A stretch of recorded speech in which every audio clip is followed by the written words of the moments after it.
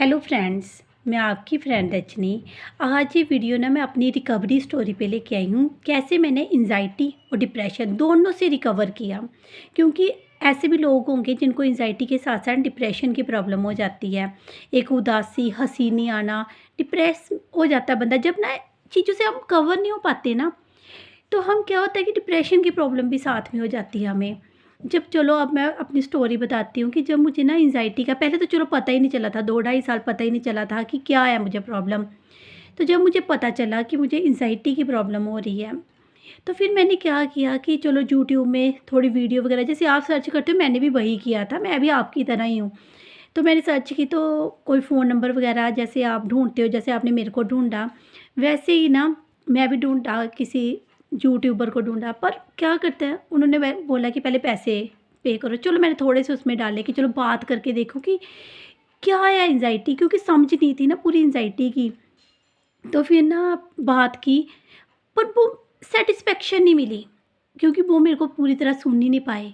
अब मैं आपको सुनती हूँ ना, पर वो नहीं सुन पाए मेरे को पूरी तरह। तो फिर अच्छा डाइट का सोचा कि डाइट मंगवा लूँ, डाइट भी मंगवाई मैंने।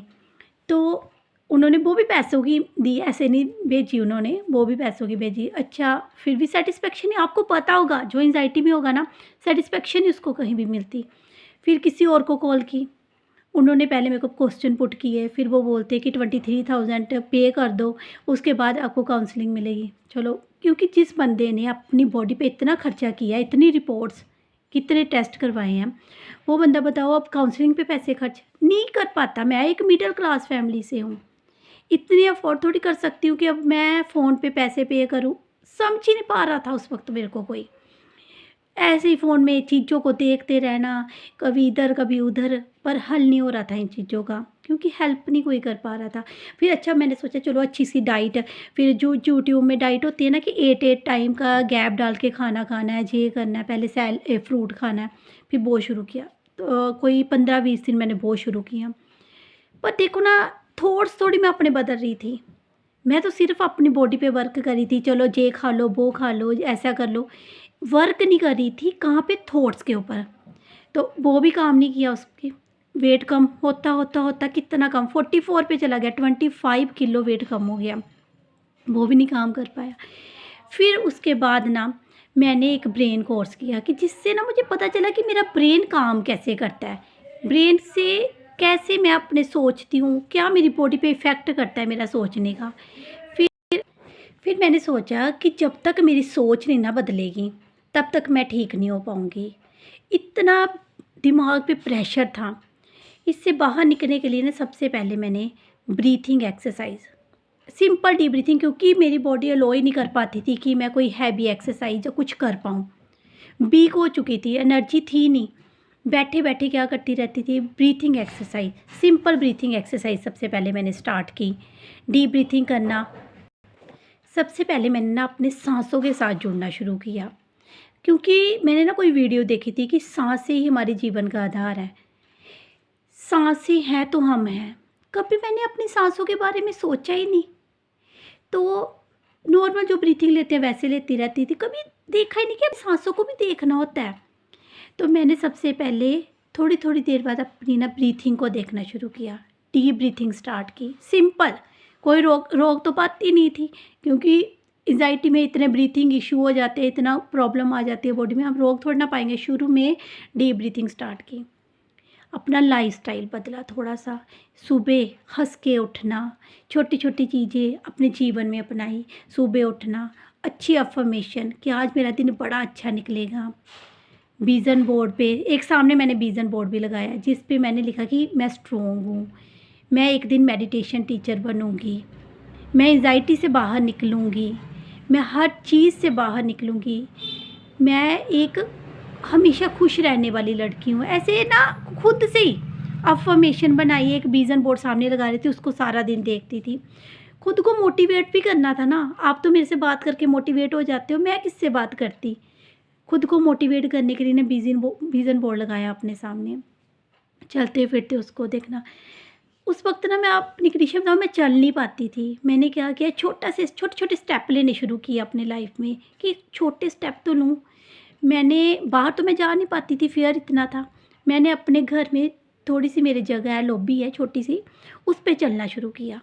थोड़े थोड़े मैंने चक्कर लगाने शुरू किए, ज़्यादा नहीं लगा पाती थी, क्यों मैं झूठ बोलूँ, मैं ज़्यादा नहीं चल पाती थी, थोड़े थोड़े स्टेप, थोड़ी थोड़ी देर चलना, फिर मैं बैठ जाती थी। अपना बाथरूम का डर निकाला, सिर नहीं धो पाती थी वो डर निकाला, छोटे छोटे अपने ना लाइफ में मैंने स्टेप लिए, खुद के फियर को फेस करना शुरू किया मैंने। ब्रीथिंग एक्सरसाइज के बाद, उसके बाद फिर मैंने देखा कि रिटर्न थेरेपी भी लोग करते हैं, वीडियो से हेल्प लिया मैंने भी, रिटर्न थेरेपी शुरू की, अपने फेयर्स को लिखना शुरू किया।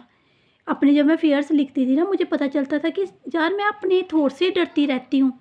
जितने पूरे दिन में मुझे थॉट्स आते थे ना फेयर्स वाले, मैं लिखती थी उनको सारे फेयर्स को।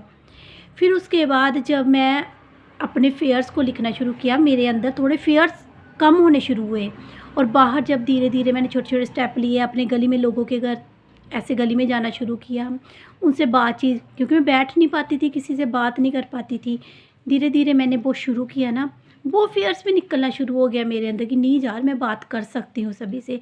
ये क्या है, सिर्फ एक मन का वहम था मेरे, वो भी मैंने ठीक किया।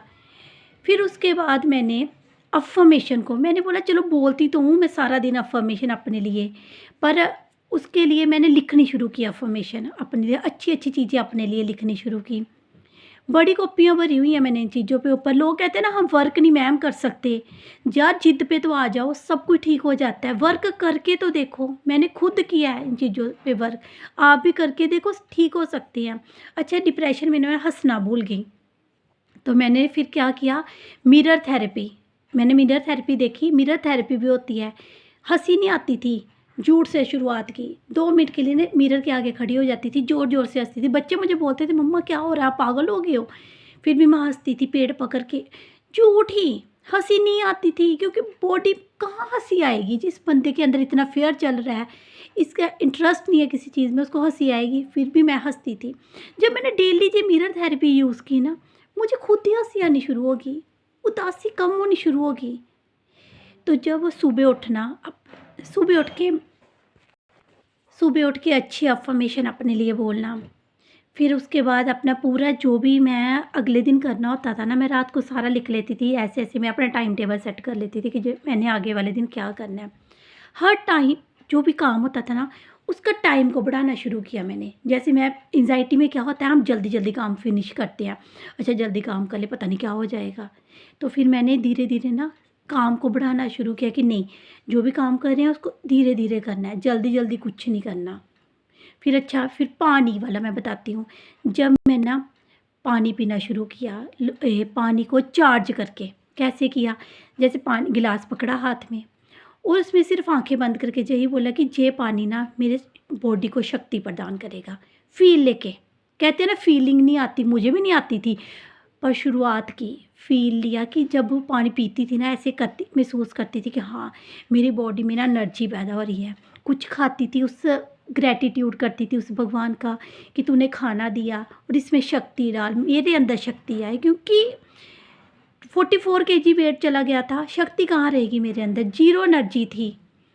धीरे धीरे ना ऐसे लगा कि एसिडिटी भी ठीक होनी शुरू होगी, क्योंकि खाने को अच्छी तरह चबा के एक टाइम टेबल सेट किया, सैलेड अपनी डाइट में लेके आई, ड्राई फ्रूट लेके आई, फ्रूट सीजनल जो भी मिलता था, ज़रूरी नहीं है महंगा लेके आती थी, जो सीजनल फ्रूट, क्योंकि आपकी तरह हूँ मैं भी, जो सीजनल फ्रूट मिलता था वो खाती थी।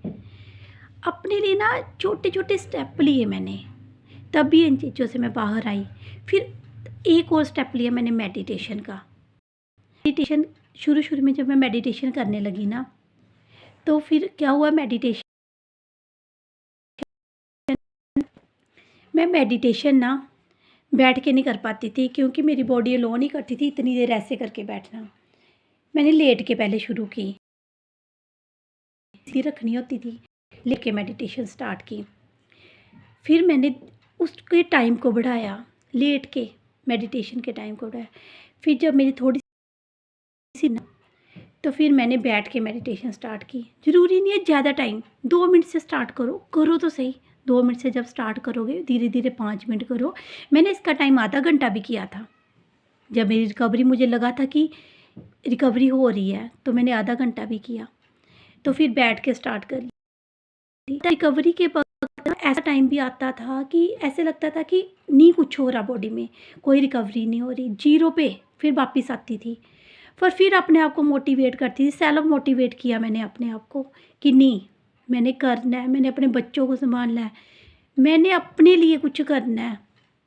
तो फिर से स्टार्ट हो जाती थी, सारा वर्क फिर से करती थी। हर चीज़ को मैंने किसी को छोड़ा नहीं, कट थेरेपी को नहीं छोड़ा, थॉट्स नेगेटिव आते थे, कट थेरेपी यूज़ करती थी, किसी चीज़ को नहीं मैंने छोड़ा। रिकवरी के बाद भी काफ़ी देर मैं ये चीज़ें करती रही और अब भी ना मैं मेडिटेशन और डीप ब्रीथिंग करती हूँ बैठ के। थोड़ी देर के लिए करती हूँ पर अपने साथ टाइम स्पेंड करती हूँ मैं इन चीज़ों के लिए। आप सभी भी इन चीज़ों से निकल सकते हैं, बस वर्क करना पड़ता है, थोड़ा लाइफ़स्टाइल बदलो, अच्छी चीज़ें अपनी ज़िंदगी में अपनाओ, अफ़र्मेशन बोलो, पॉज़िटिव रहो, पॉज़िटिव बोलो। मुझे पता है रिकवरी के टाइम बंदा ज़ीरो पे जाता है, पर अपने आप को ये मत बोलो कि मैं कर नहीं सकता। हम हर चीज़ से न बाहर निकल सकते हैं। क्या है तो अपने थॉट्स ही है ना, जो हमने खुद ही बनाए हैं। इन चीज़ों से ही निकलना है ना, सारे इन चीज़ों से निकल सकते हैं। एक बार ट्राई करो। अगर आपको हेल्प की ज़रूरत है, आप मुझे कॉल कर सकते हैं। मैं आपकी फ्रेंड रजनी आपके साथ हमेशा खड़ी हूँ। उस वक़्त मेरे साथ तो कोई इन चीज़ों को समझ नहीं पाया था, कोई शेयर नहीं मैं किसी के साथ मैं कर पाती थी। आप मेरे साथ कर सकते हैं अपनी फीलिंग शेयर, और मेरे चैनल को सब्सक्राइब करो और मुझे सपोर्ट करो, लाइक करो, और जिससे ना किसी और की हेल्प हो सके। Thank you.